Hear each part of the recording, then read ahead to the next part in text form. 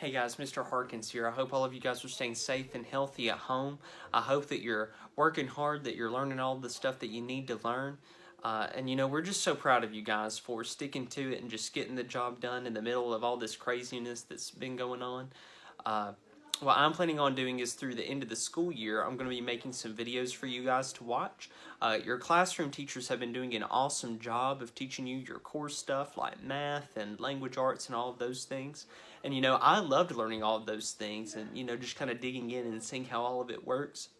And the reason I love music so much, some of you guys have already heard me say this in the middle of class, music is like a combination of all of those things. And so what we're going to be doing is in each video I'll pick one of those different subjects and sort of talk about the different aspects of music and how it relates back to what your other teachers are talking about. And it's super cool to me. I hope you find it as interesting as I do. I hope that you guys check out these videos that I'm going to be sending your way throughout the end of the school year. I hope that you just keep learning, just keep working hard, and just keep being awesome like I know you guys are. I look forward to seeing you guys again soon. So today we're going to talk about how music and math are related to each other. So math plays a huge part in how we read and how we understand music.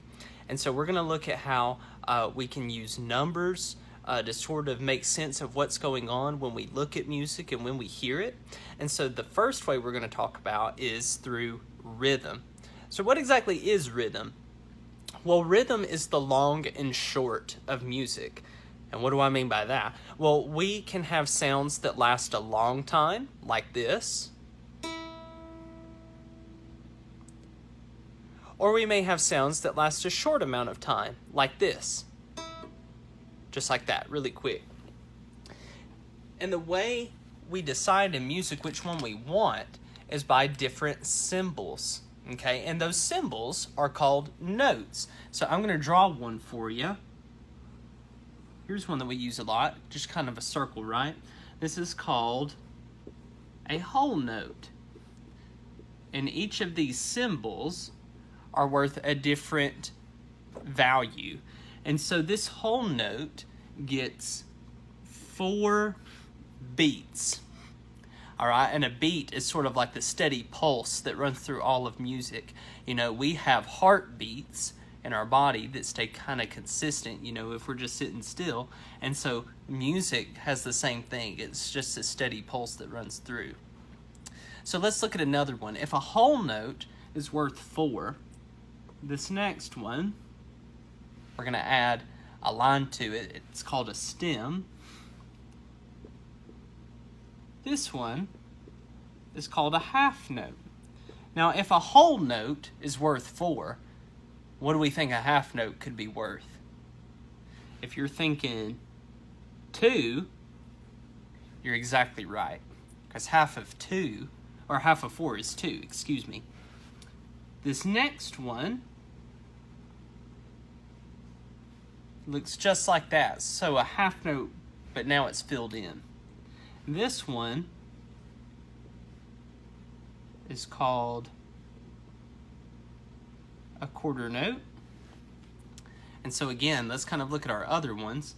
If a whole note is worth 4 and our half note is worth 2, what do we think a quarter note is going to be worth? If you're thinking 1, you are absolutely right. And so we're going to talk about one more. It kind of looks like a quarter note too, but we're going to add one more new part. We're going to add this little flag on the end.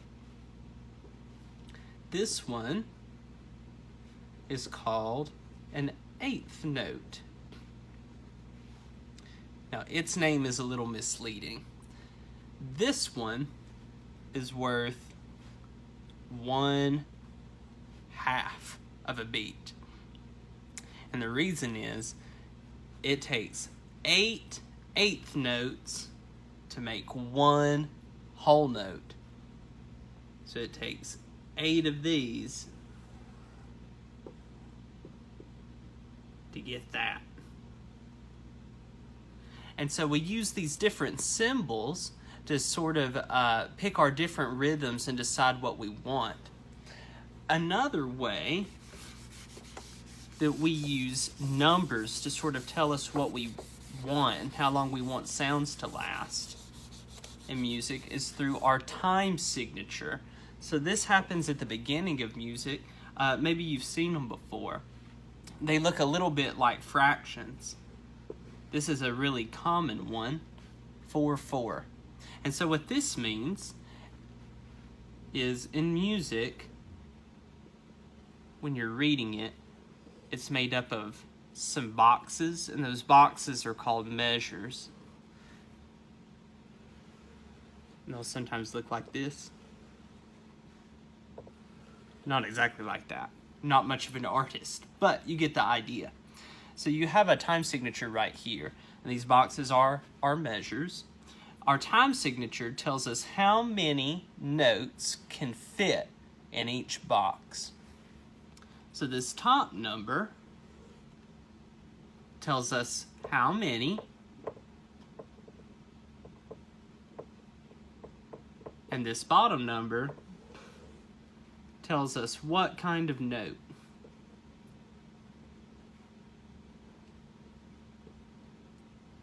So let's go through this one. This top number is 4, so it tells us 4 of something can fit in this box. This bottom number tells us what note, what that something is. In this case, a 4 means a quarter note. So we know that 4 quarter notes can fit in each of these boxes. So let's look at a different one. Another common time signature could be maybe something like this, 3/4. So let's go through our system again. That top number tells us how many, so 3, right? We have a 4 on the bottom again, and we said a 4 means a quarter note. So this time, 3 quarter notes can fit in each box. Let's do one more. This one's a little bit different. So this one's pretty common too. Let's do 6, 8. Ooh, this one's really different. So this top number, again, how many? 6, right? This bottom number, 8, which note do we think it means? An 8th note. So 6 8th notes can fit in each box. So why would we want to change these up? Why would it really matter? Well, depending on which one you pick, it changes how we feel the beat of the song. So like 4/4 and 3/4 all have different beats from like 6/8 or any other time signature.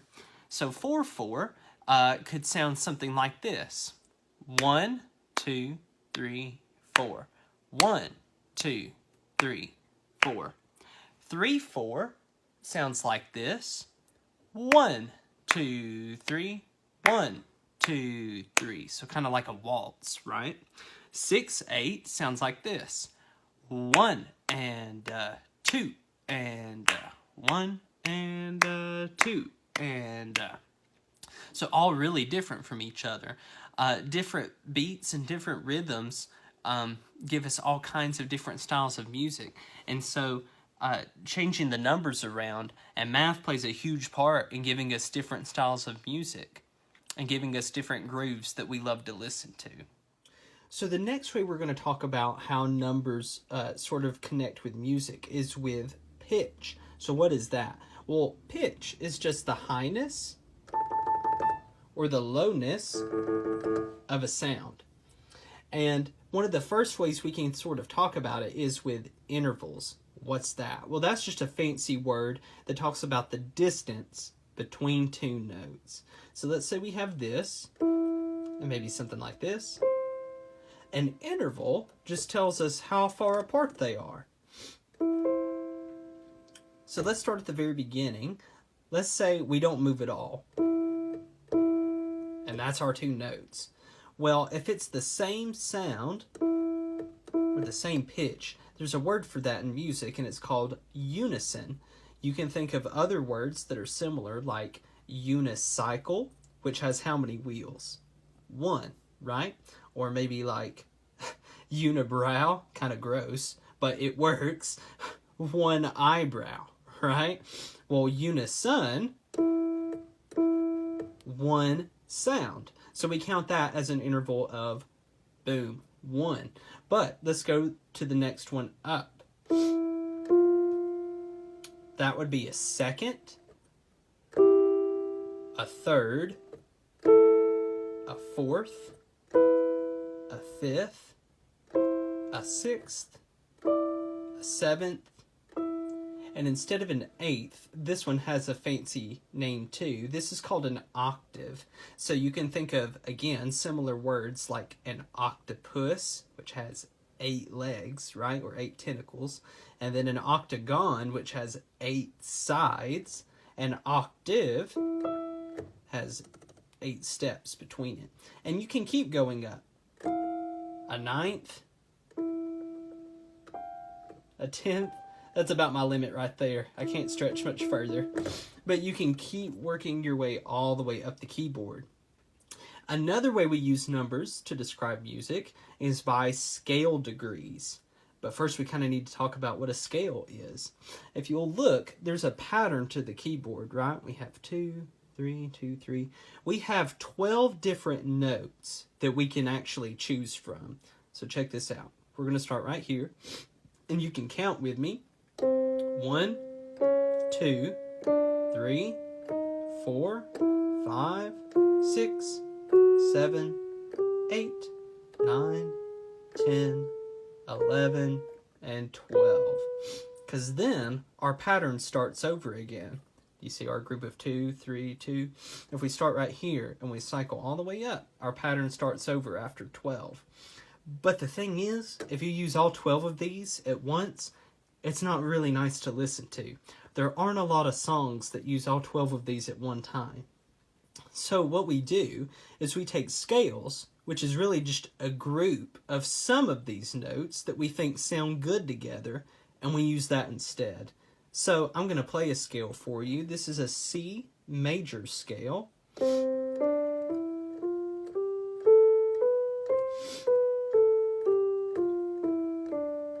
You'll see I didn't even use any of these black keys up here, and that may have sounded familiar to some of you. It sounds a little bit nicer to listen to than playing all 12 in a row, right? Now here's the thing, scale degrees are really just numbering the different parts of the scale. So they're really similar to intervals. So let's take this one for example. I said it was C major, so we're going to start on C. Since that's home base in the start of our scale, it's going to be number 1, numero uno. And then we just work our way up. So if C is 1, then that makes this 2. And then 3, scale degree 4, 5, 6, 7. And because we're all the way back to C again, we go back to 1 instead of 8. So 1, 2, 3, 4, 5, 6, 7, 1, 7, 6, 5, 4, 3, 2, 1. So the last thing we're going to talk about is chords. So what's a chord? Well, that's when we play more than one note at a time. So maybe something like this. That's a chord. This is a chord. This is a chord. All kinds of crazy stuff. But if we're talking about in a key, so like let's take C major. Let's build a simple chord starting on scale degree 1. So that's C, right? That makes this a 1 chord because we built it off scale degree 1. Let's take the same shape, and if you have a piano at home, you can try it out. Use your thumb, your middle finger, and your pinky, and just kind of skip a key in between each one. And that's how you can build these chords that I'm playing. This is a 1 chord. Let's take that same shape, But let's start on scale degree 2. Oh, well, that's a 2 chord. And you can go all the way up the scale. Now, you'll notice those two sounded different from each other, even though we used the exact same shape. Here, listen again. That was a major chord and then a minor chord. Did you hear how the first one kind of sounded a little bit happier? And then here's the second one. Ooh, that's our minor chord. Let's walk all the way up our scale, building those chords, and see what we get on each scale degree. So let's go back to our 1 chord. That's a major, right? Let's build our minor 2 chord again. Ooh, let's try it on 3 and see what we get. Ooh, that sounds like a minor chord. Let's try 4. Oh, we're back to major. Let's try 5. Oh, that's major 2. How about 6? Ooh, that's minor. And then 7. Oh, hold on, that doesn't sound like major or minor. That's a special chord. It's called diminished. We don't use it as much. But then that brings us all the way back to 1. And so we use these numbers quite a bit. If you're a musician and you're like joining in with a band or something, and you have just like chord charts instead of sheet music, someone might say, hey, what key are we in? And they would say, oh, C major. All right, well, what's the chord progression? Oh, well, it's a 4 chord, a 5 chord, back to a 1 chord. And that's actually in a lot of popular music. A lot of songs that you probably like to listen to probably do that progression that I just said.